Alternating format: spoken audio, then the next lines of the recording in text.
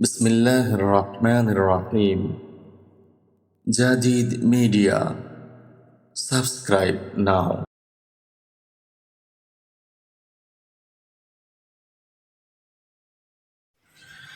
যখনই যে কোনো ইবাদত করবেন,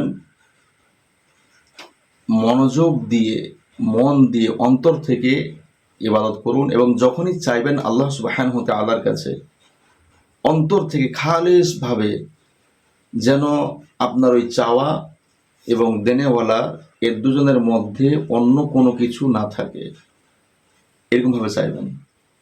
দেখুন, আপনাকে একটা হিস্টোরি বলি যাতে আপনার বুঝতে সহজ হয়। প্রত্যেকে আপনারা বাদশাহ হারুনুর রশিদের নাম শুনেছেন, রহমতুল্লাহ আলাই। জবরদস্ত একজন আল্লাহর ওলি ছিলেন এবং বাদশাহ ছিলেন। ওনার জামানায় একজন লোক অন্ধ ছিলেন, অন্ধ। প্রতিদিন বেচারা মসজিদে বসে বসে দোয়া চায়, আল্লাহ আমার চোখ দাও, আমি যেন দুনিয়াকে দেখতে পাই, আমার নজর ফিরিয়ে দাও। এভাবে করে দোয়া করতে থাকে। একদিন কেমনে কেমনে বাদশাহ হারুনুর রশিদ ওই জায়গায় পৌঁছেছেন এবং দেখতেছেন যে লোকটা দোয়া করতেছে, অন্ধ লোক, আল্লাহ আমার চোখকে ফিরিয়ে দাও যেন আমি দেখতে পাই। এমন সময় বাদশাহ হারুনুর রশিদ অপেক্ষা করতে করতে ওনার কাছে গেলেন, হে আল্লাহর বান্দা, কি চাও? ওই লোক, অন্ধ লোক বললেন যে আমি আল্লাহর কাছে চাচ্ছি তিনি যেন আমার চক্ষু দৃশ্যমান করে দেন, যেন আমি দেখতে পাই, আমি অন্ধ। তো হারুনুর রশিদ বলছেন, তুমি কতদিন যাবত এরকম দোয়া করতেছ? উনি বললেন, প্রায় 10 বছর। বাদশাহ হারুনুর রশিদ বললেন, আপনি 10 বছর দোয়া চাইছেন, তারপরও আপনার চোখ ফিরে পায় না? আল্লাহ দেয়নি? কয় না। আচ্ছা, আল্লাহর বান্দা শোনো, আওয়াজ করে বললেন, হে আল্লাহর বান্দা শোনো, আগামীকাল সকাল 10টার মধ্যে যদি তোমার চক্ষু দৃশ্যমান না হয়, তুমি যদি চোখে দেখতে না পাও, আমি বাদশাহ হারুনুর রশিদ বলছি, এখানে সবার সামনে তোমার গর্দান ছাঁট করে দেবো। তোমাকে দুনিয়াতে বেঁচে থাকতে হলে কালকের সকাল 10টার আগে চোখে দেখতে পেতে হবে। বলে চলে গেলেন। লোকের মধ্যে, ওই লোকটার মধ্যে একটা ভয়, একটা আতঙ্ক জেগে গেল। কারণ বাদশাহ হারুনুর রশিদ এক জমাদের মানুষ, তিনি যা বলেন তাই করেন, তার কাছে কোনো সমস্যা না। এর যে এই ভয় মনের মধ্যে ঢুকেছে, মোটেও বের হয় না। হে মাশাআল্লাহ, এবারে শুরু করেছে আল্লাহর কাছে চাওয়া। এদিকে বাঁচার একটা ইচ্ছা, ওদিকে চোখ পাওয়ার একটা ইচ্ছা।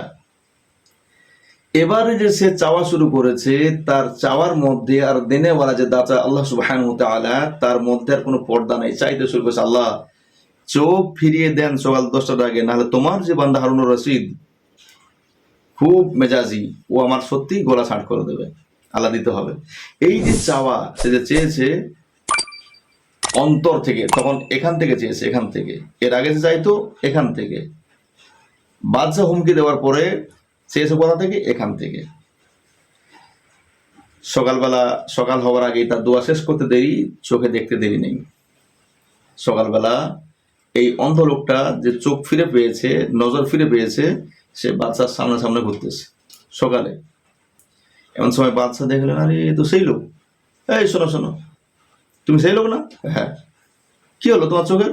আমি দেখতে পাচ্ছি। কি করে দেখলে? তখন বললো যে আমি দোয়া করছিলাম, আল্লাহ দিয়েছে। 10 বছর চেয়েছো, দেয়নি আল্লাহ, চোখ দেয়নি তোমাকে, দেখার শক্তি দেয়নি, আজকের এই মাত্র কয়েক ঘন্টার মধ্যে কি করে হলো? লোকটা বললো, হে যাবো না, এতদিন আমি চেয়েছিলাম এখান থেকে, মুখ থেকে। আপনার হুমকি ধুমকির পরে আমি চেয়েছি এখান থেকে।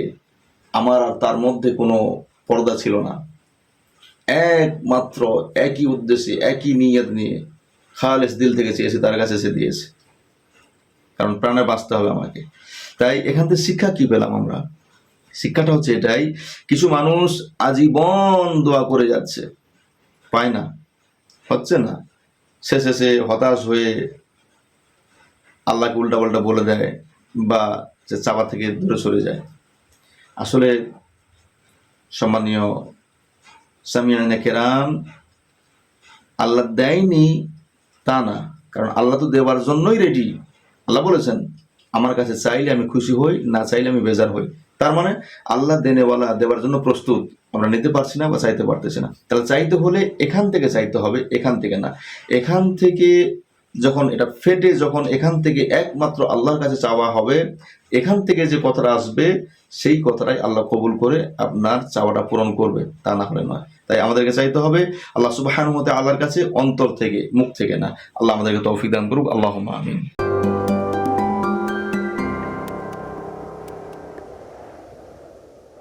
वीडियोस बनाने हैं, फिल्मोरा है ना।